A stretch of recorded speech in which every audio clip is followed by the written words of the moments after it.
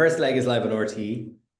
First bit of a League of Ireland sighting on RTE this year, because they've obviously lost the league rights to Virgin Media. They will have the FAI Cup for this season. And in this context, Declan McBennett, head of sport at RTE, did a sit-down interview with Conor McKeown in the Sunday Independent that was published on Sunday.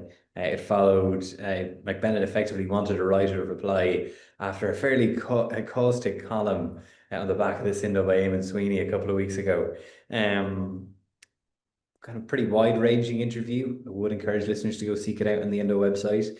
Naturally, there's a bit of football coverage in there.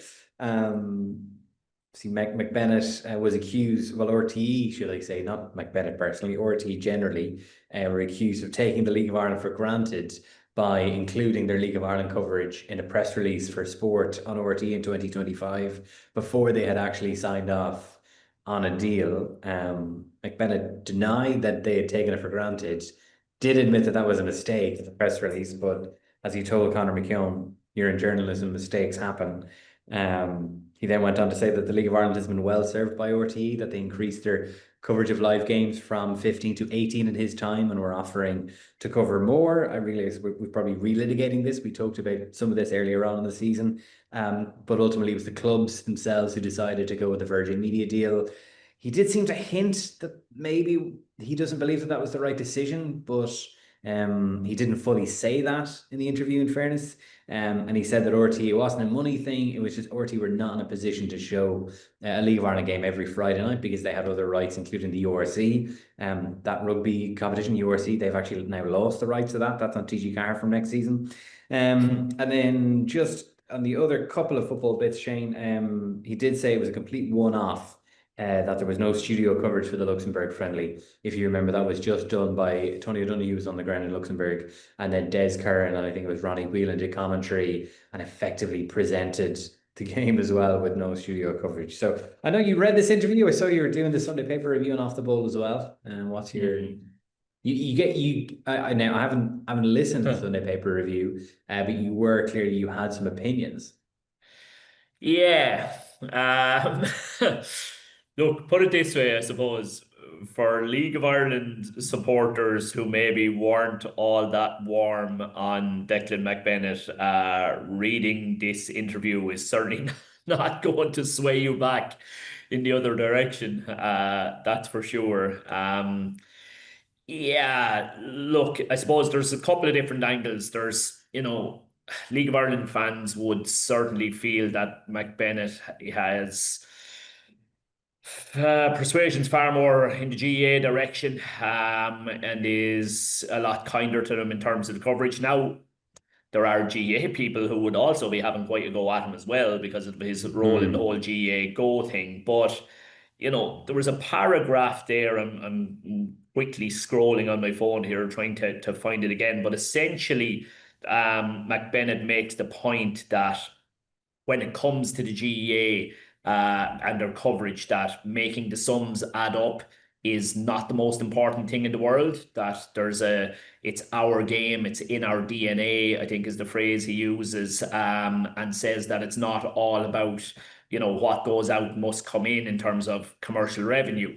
And that's all fine. And then we move on to a couple of other discussion points, and then Conor McKeown moves on to the League of Ireland and the coverage of League of Ireland and Shamrock Rovers European campaign. And all of a sudden, in referencing why they weren't able to cover Shamrock Rovers European campaign, he says, in late 2023, financial savings had to be made within RTE. We know there's numerous reasons why that was the case, but it goes on to say, so the budget was X and Y had to be trimmed out of the budget.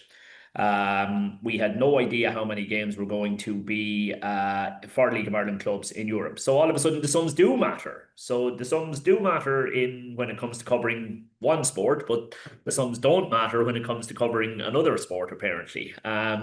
So yeah, I think that will aggravate League of Ireland fans, and rightly so. As you said, he absolutely hints at the fact that League of Ireland clubs are going to come to regret going the Virgin Media route. There's no doubt that's what he's hinting at, in my opinion, here with one or two of the remarks he makes.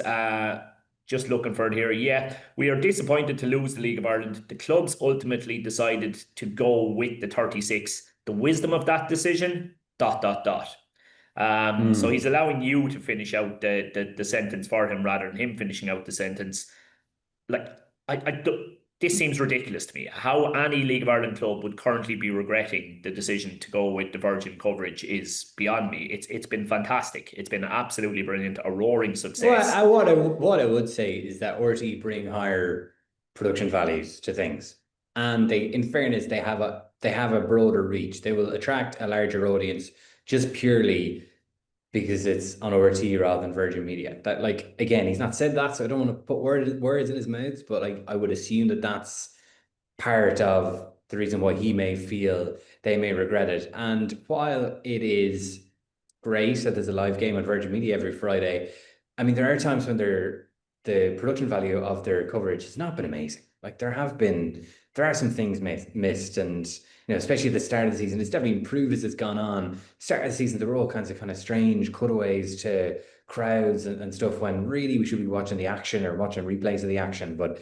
there, I suppose, minimal complaints. But it is done for a lower budget. I mean, as Connor says, and Declan McBennett didn't contradict him, that they paid $500,000 for the rights. I mean, it's some money, but it's not huge money in the context of live sports broadcast. So, I mean, I guess that's from production values and audience reach. I guess that's what he means. Yeah, and listen, maybe I'm wrong here. It'd be interesting, even our listeners, if they want to text in on the WhatsApp group. I think because you're in the industry that you're in, Gav, I think you see this, better production quality and, gaps in the standard in production quality far more than I do. Definitely far more than I do. And maybe that's just me. Like I say, it'd be interesting to see what the rest of our listeners and texters have made of it so far. Would I rather improved production value, which equals sporadic games here and there with... I also think the enthusiasm side of things, I just always get the feeling of, well, we're taking the League of Ireland box here within RTE because we kind of have to, if they're going to keep giving us the international games. We're not really that, enthused about it. It's well down our priority list. Whereas I just always feel like Virgin are happy to have it.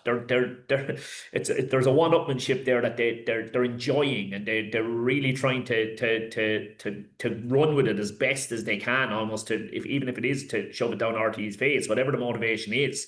And I would take reduced production costs and a game every Friday night a million times over, improved or increased production costs and sporadic games here and there. I also just there was at no sense in no sense in that article. There is no sense in that article at any stage that this man would ever think that he could have been wrong on anything. Or that they might have made, he says mistakes were made. He certainly didn't say I made any mistakes.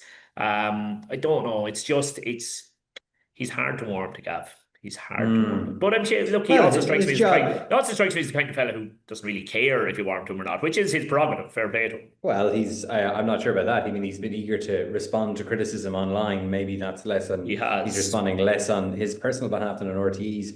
And he'll also say it's not his job to be liked, but and it comes down to making decisions and calls. But clearly, I think it's not an original fact that the League of Ireland fan has felt like they've been well down the pecking order, the priority list RTE for some time, and hence the reaction to being included on a press release before the deal was done. I mean, I'm sorry, that is a huge oversight. And I know you can say I know you can say mistakes happen, but there is an assumption at play there. I think that is fair to say. And I know he rejected, I think it was Dan McDonald's.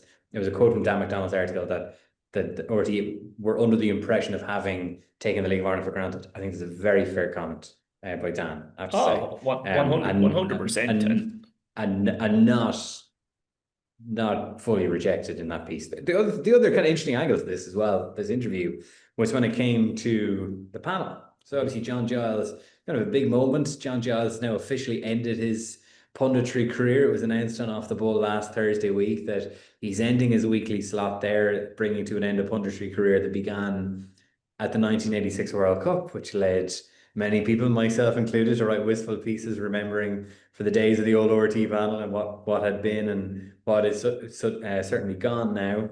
And the old personality-driven punditry as RT mastered with Giles and Dunphy and Brady, and with Hook and Pope and rugby, and with Brolly, Spillane and O'Rourke and Gaelic football, is gone. You know, he's very open about this, saying that it's now, well, there. I think he acknowledges an opinion out there that the panels are less entertaining but more credible now, saying that people don't just want a pub conversation; they want to be informed as well. Now, I have to say, because there is another bit in there where he says like Giles and Brady were great analysts, but like the analysis now is as good or better than ever. And I have to say that is, in my view, that is wrong. I don't know how you can argue that. I think it actually does a great disservice to John Giles to say that the analysis is better today. Giles was a genius. Like he had incredible insights into the game and was unbelievably wise. And he basically educated the rest of the country on the sport. So to argue that there's now more insight being provided by people who are armed with more stats is just untrue. And that's it. He's pure, like his only go-to here is, well, we now provide stats. Like I don't see how it's any more insightful other than they've now got numbers that they didn't have in the past. And I think where he's got this wrong is, and as you can imagine, I do enjoy the numbers. I do enjoy that I'm able to see kind of stats very good. I think they're a great addition to things, but I also think that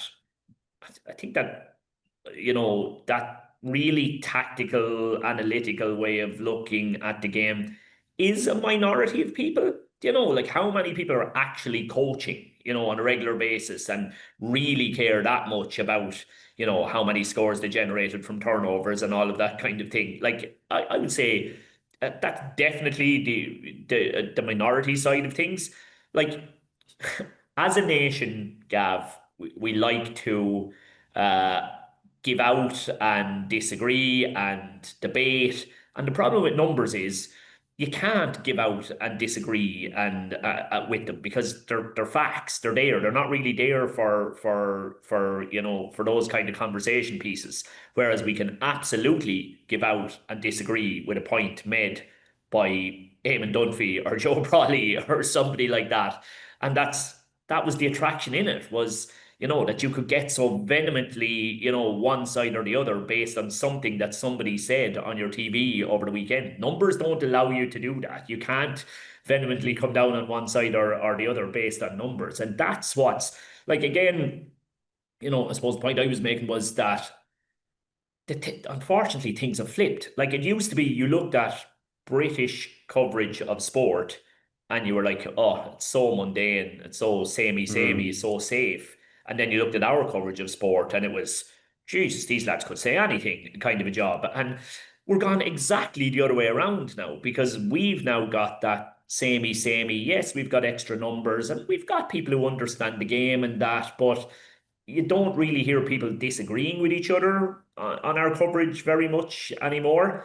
And then you flip over to Neville and Carragher and Keane, and you've got all the analytical insight that McBennett is talking is all still there. You know, I think Neville in particular is absolutely brilliant. You know, I've watched Monday Night Football and basically come away with my training content for a week in a League of Ireland perspective on the back of some of the points that have been made on it. So I think it's brilliant analytically, but I also get incredible enjoyment from Roy Keane telling Gary Neville he's a clown and he doesn't know what he's talking about and belittling him and you know, making some mad crazy point or getting in a row with God knows who else is in the studio and cutting them down to size in a 5-word statement as only he can do. Like, to me, that balance is absolutely brilliant. And RTE have gone far too far in the other direction. It does feel like an overcorrection because like this is not to stand over everything that the old panels used to say, like Brawley and Dunphy, these guys, there were times when they went way over the line, and what they said, you know, some of which they apologized afterwards for saying, and it was appropriate that they did. And especially with reference to the football panel or the soccer panel, let's not tint them with like total, sepia tinted nostalgia either. We're talking earlier on about the League of Ireland fan feels disenfranchised from RTE. That's where that began. Like, I mean, the panel back in the day, maybe down to Giles and Dunphy's bruising experience at Shamrock Rovers all those years ago, treated it like it was a separate minority sport, which is a black mark against them, just as it is the failure to hold John Delaney's FAI days in the latter years, especially to account, is a black mark against them. But ultimately, the basic test is, would you be excited to sit around after full time and watch what RT were going to say, or tune in an hour before kickoff to see what RT were going to say? That was the case previously. It's not the case now. And one of the issues is that one of the reasons why Neville and Carragher, for instance, can disagree so well on air is that they know each other. There's great chemistry there. With RT, there's so many pundits. Maybe this is more of a GAA point than anything else. There's so many pundits. Like, I have no idea who's going to be on air, how many of them are going to be there, who's going to be the presenter. And like, I feel sorry for the people involved then who were asked to make their point in kind of a robust and entertaining way. But how can they when they're not fully comfortable with the people around them? Like, again, it's a GAA point, but the Saturday Game Live for Cork Dublin had 3 pundits. It was Shefflin, Anthony Daly, and Donald Cusack, which I thought was really good in fairness. But then Sunday comes and it's 3 completely different pundits again. Whereas like the BBC had the same guys, at least at Paul Murphy and Neil McManus, I think it was, for both days. And like that, I don't know, that level of, when you allow that chemistry to build up, it helps. But anyway, sorry. Yeah, and again, I'm not going to solve all the ills of the world. No, but again, even on the personality thing, like, Virgin have had some very good people on in terms of breaking stuff down and explaining, build-ups to games for us and all of that kind of stuff. But the biggest reaction I saw at any stage this year to Virgin coverage was Roddy's appearance, and that just shows it again. That's what people want. I think sometimes maybe those making decisions are nearly giving us too much credit for how highbrow they think we are. Like Roddy coming on and just liable to say anything is still essentially what we want more than anything else.